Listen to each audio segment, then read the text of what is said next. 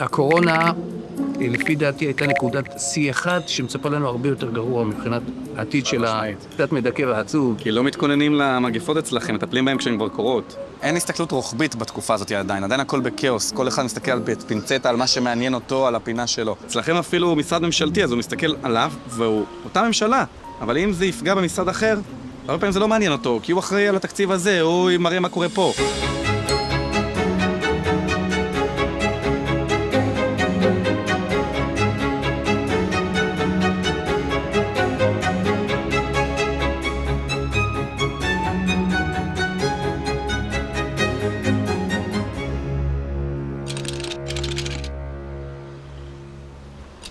בשנת 2019 הכניסה מגפת הקורונה את העולם כולו למצב חירום, קריסה כלכלית, וכמובן גרמה למוות בטרם עת של מיליוני אנשים.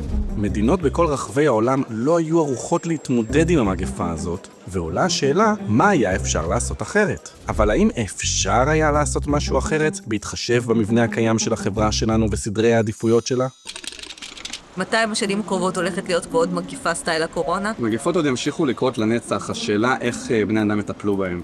וכמה זה יפגע וכמה סבל אנושי זה יגרום. וזה די תלוי מה אתם תעשו.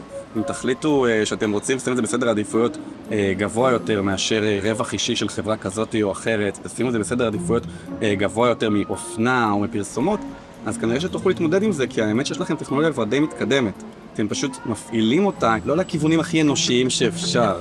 הם הולכים למלחמה, על איך לגרום לאנשים לעשות קליקים על דברים, איך למכור לאנשים דברים שהם לא צריכים, אבל אם אתם רק תחליטו לשנות את הסדר עדיפויות, אז האנושות לא תצטרך להתמודד עם כל הסבל והכאב הזה שיש בתקופה שלך. איזה בעיות יש אצלך? אז למשל באמת הזכרת את הנגיפים, ואחד הדברים שאני עכשיו עובד עליהם בשנתיים האחרונות, מה כך שהבר חזר, ואני מבקר ועורך כזה בדיקות בבר בין החיות, לראות אם מפתחות וירוסים מסוימים שיכולים לעבור אלינו. אם אני מגלה וירוס כזה שיש לו סבירות שהוא יכול לסכן את הבני אדם, אז אני מביא את הממצאים חזרה לתחום הרפואי, והם מפתחים לזה איזשהו מענה רפואי שיהיה מבעוד מועד. קצת כמו שבתקופה שלכם, לצערי, אולי היחידים שעושים את זה צבאות. הם מסתכלים מה האיומים שיכולים לאיים עליהם, ומתכוננים אליהם מראש. מתכוננים מראש? בוודאי, ברור.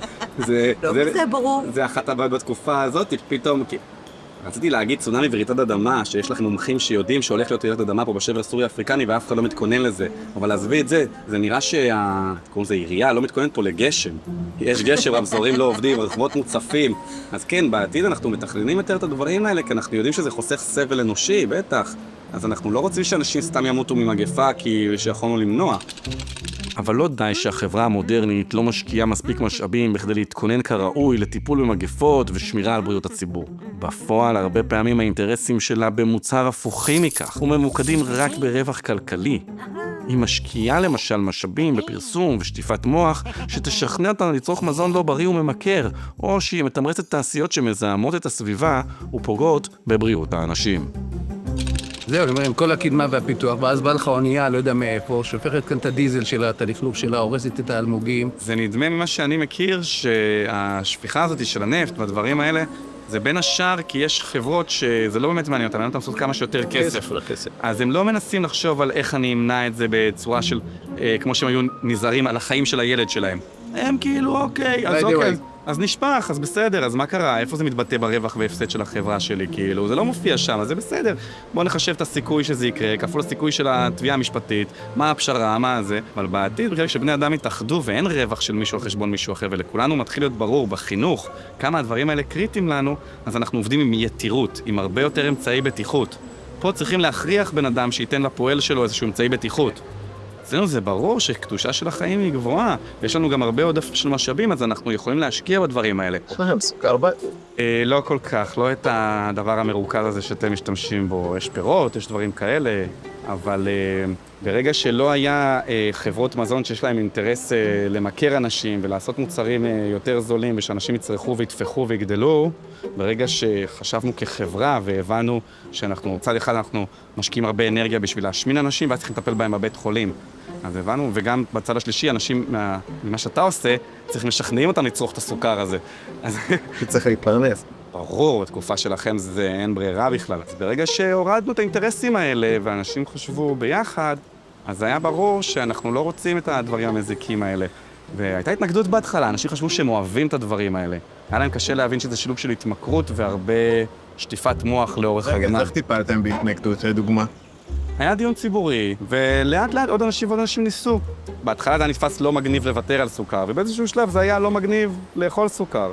מה קורה עם המחזור? אם זה באמת עזר? זאת שאלה שמאוד מעניינת אותי. כן, נכון, בתקופה שלך דיברו הרבה על מחזור, אבל אנחנו מראש פשוט משתמשים פחות. ומתוך הדברים שאנחנו באמת רוצים, באמת צריכים, כשסיימנו להשתמש, א', אנחנו הרבה פעמים מעבירים למישהו אחר, אם זה משהו כזה. או זורקים. כן, במקרה הגרוע, הזריקה שלנו זה מחזור, אבל זה כאילו מבחינתנו כבר על לזרוק, את מבינה? ובתקופה שלך, החברות מפרסמות, הבקבוק של המים המינרלים שלי הוא ירוק. 50% והוא עשוי מחומרים כן, מוחזרים. עכשיו מה המטרה של הפרסומת? שתקנה עוד. שתקנה עוד מהפלסטיק הזה. כן, שתקנה עוד מהפלסטיק הזה. אתה רוצה באמת להיות ירוק? תעשה פרסומת לאיך לא קונים בקבוקים. תקנה איך משתמשים רב-פעמי, בדיוק. כאילו, אז כל הקטע הזה של מחזור הוא פתרון שהאנושות הבינה עם הזמן שהוא פלסטר. אחד מעקרונות הבסיס של הכלכלה המודרנית הוא שצריכת המוצרים צריכה לגדול משנה לשנה. בפועל, הגישה הזאת יוצרת בזבוז אדיר של משאבים וגורמת לאנשים לעבוד בעבור דברים שאינם צריכים או מוצרים המזיקים לבריאותם. בפרויקט ונוס אנחנו מבקשים לוותר על עיקרון זה ולבנות מערכת כלכלית המנתבת אל האנשים את המשאבים להם הם זקוקים בצורה ישירה, בריאה וידידותית לסביבה.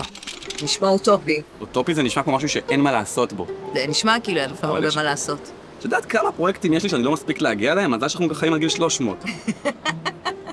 די, אתה מסתלבט, איך בן אדם חי עד גיל 300? זיהינו 10 תהליכי זקנה, זה בסך הכל תהליכים ביולוגיים. למה עד 300 ולא לנצח? עוד עובדים על זה. אני מקווה שעד שאני אגיע לגיל הזה כבר אנחנו נוכל לחיות יותר. מי רוצה לחיות לנצח? שהחיים נראים ככה? כמו אצלכם? לא תודה.